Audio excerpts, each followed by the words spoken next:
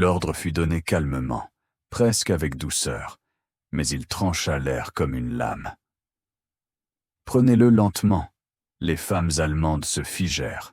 Elles se regardèrent entre elles, puis regardèrent les soldats américains debout devant elles. Des bols de nourriture et des cuillères à la main. Personne ne bougea. Personne ne respira. Elles avaient entendu des histoires. Elles avaient imaginé le pire. Et maintenant, tandis que les Américains s'approchaient, levant les cuillères vers elles, une seule pensée se propagea dans le groupe comme une vague glacée. Pourquoi nous nourrissent-ils à la main? Rester jusqu'à la fin pour comprendre la vérité derrière ce moment, et pourquoi la peur des femmes se transforma en quelque chose qu'elles n'avaient jamais attendu. Dans les dernières semaines de la guerre, l'Allemagne s'effondrait de l'intérieur. La nourriture était rare. Les rations étaient maigres. Des unités entières survivaient avec des croûtes de pain et tout ce qu'elles pouvaient trouver. Ces femmes avaient été des secrétaires, des opératrices radio et des auxiliaires de la défense anti-aérienne. Elles avaient marché pendant des jours, dormi dans des ruines et vécu avec presque rien. Lorsque les forces américaines les atteignirent, leur corps était fragile, leurs nerfs à vif, et leur confiance envers quiconque, même entre elles, presque disparue. Elles s'attendaient à un traitement brutal. Elles s'attendaient à des punitions. Elles s'attendaient à être traitées comme l'ennemi. Rien n'aurait pu les préparer à ce qui arriva réellement. Premier contact avec les Américains. Les femmes furent alignées en silence. Les soldats américains s'approchèrent avec prudence, non avec agressivité. Il n'y eut ni cris, ni coups, ni menaces, seulement des ordres prononcés d'une voix calme et posée. Les femmes n'y croyaient pas. La gentillesse venant d'un ennemi semblait impossible. Elles furent conduites dans un camp temporaire, reçurent des couvertures et l'ordre de se reposer. Mais le repos était impossible. Leur corps tremblait d'épuisement, de faim et de la peur de ce qui pourrait suivre. Puis il y eut l'odeur. L'odeur de nourriture chaude, de la vraie nourriture, le genre qu'elles n'avaient pas vu depuis des mois. Certaines n'avaient pas mangé depuis des jours, encore moins un repas chaud. Et avec cette odeur vint une nouvelle peur, plus vive, plus profonde, plus déroutante. La nourriture à laquelle elles ne faisaient pas confiance. Les Américains apportèrent des bols de ragoût, du pain et des boissons chaudes. Les femmes les fixaient, hésitant entre tendre la main ou reculer. Certaines murmuraient que c'était un piège. D'autres craignaient une punition si elles mangeaient trop vite. Quelques-unes pensaient à quelque chose de plus sombre, que la nourriture pouvait être empoisonnée, que l'ennemi achèverait ainsi ce qu'il avait commencé. Leurs mains tremblaient trop pour tenir les cuillères. Certaines étaient trop anxieuses, d'autres étaient simplement trop faibles. Les Américains s'en rendirent d'un compte. Ils échangèrent des regards, puis prirent une décision que les femmes allemandes ne comprirent pas. Ils s'agenouillèrent, ils levèrent les cuillères et prononcèrent les mots qui figèrent chaque femme sur place. Prenez-le lentement. Le moment de peur.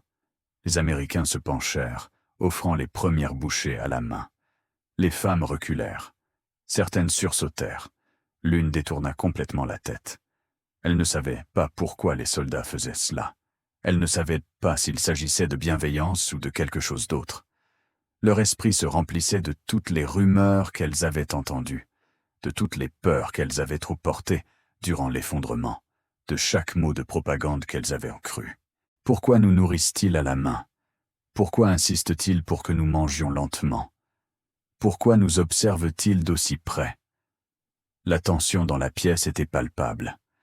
Le point de rupture arriva lorsqu'une femme ouvrit enfin la bouche. Juste un peu, juste assez pour que la cuillère touche ses lèvres. La faim l'emporta sur la peur. Après tant de jours sans nourriture, elle savait qu'elle ne survivrait pas beaucoup plus longtemps. Elle prit le risque. Elle avala. Il ne se passa rien. Une autre femme suivit. Puis une autre encore. Les Américains continuaient de répéter les mêmes mots, doucement et avec constance. Doucement. Patience. Lentement. Lentement. Les yeux des femmes parcouraient la pièce, attendant que quelque chose, n'importe quoi, tourne mal. Mais rien ne se produisit. Au contraire, quelque chose d'autre commença à se produire. Leur respiration se calma. Leurs épaules se détendirent. Leurs mains cessèrent de trembler. La peur ne disparut pas, mais elle se fissura juste assez pour laisser passer quelque chose de nouveau. La vérité derrière l'ordre. Ce n'est que plus tard, une fois les bols vides et les femmes allongées pour se reposer, que la vérité éclata. Les Américains ne les nourrissaient pas à la main pour les contrôler. Ils ne cherchaient pas à les humilier. Ils n'essayaient pas de les empoisonner. Ils essayaient de les protéger. Les femmes étaient aussi gravement sous-alimentées que manger trop vite aurait pu les rendre violemment malades, voire les tuer. Leur corps devait s'adapter lentement, cuillère après cuillère, bouchée après bouchée. Les soldats avaient déjà vu cela. Ils connaissaient le danger. Ils en reconnaissaient les signes. Les femmes, elles, ne le savaient pas. Et c'est pour cela que l'ordre avait semblé si étrange, si effrayant, si difficile à croire. Le choc auquel elles ne s'attendaient pas lorsque la vérité leur parvint enfin, les femmes furent stupéfaites. Elles s'attendaient à de la cruauté. Elles s'attendaient à des punitions. Elles s'attendaient à être traitées comme l'ennemi. Au lieu de cela, les Américains les avaient nourries avec précaution, patience et douceur, parce que leur vie en dépendait. La peur qui remplissait la pièce au début du repas se transforma lentement en autre chose, du soulagement, de la gratitude et l'incrédulité face au fait que ceux qu'on leur avait appris à craindre étaient précisément ceux qui les maintenaient en vie. L'ordre qui les avait terrorisés, mangés lentement, devint le moment où elles comprirent qu'elles étaient enfin entre de bonnes mains. Ceci est une histoire vraie de la Seconde Guerre mondiale, inspirée de témoignages documentés de prisonniers de guerre et d'internés. Parce que parfois, la miséricorde vient de l'endroit où on l'attend le moins. Êtes-vous d'accord? Dites-le nous dans les commentaires et abonnez-vous pour découvrir d'autres histoires vraies de la Seconde Guerre mondiale.